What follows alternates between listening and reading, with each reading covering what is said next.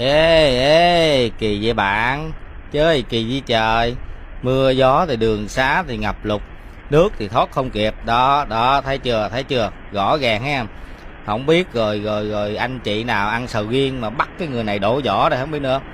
Đó, tận dụng trời mưa ha, nước lên ha.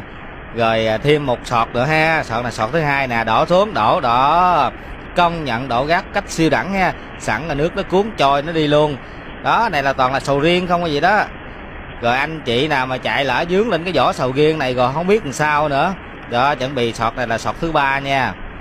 Trời đất ơi, ta nói gình gình ha, nửa đêm nửa hôm ha, ra đổ gác ha. Cái này là đâu cần phải đợi xe gác tới đâu, khỏi, ta canh tận dụng những lúc trời mưa như thế này là người ta đổ một cái nước nó cuốn đi luôn.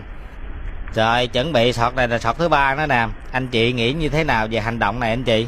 Thật sự là bỏ tài.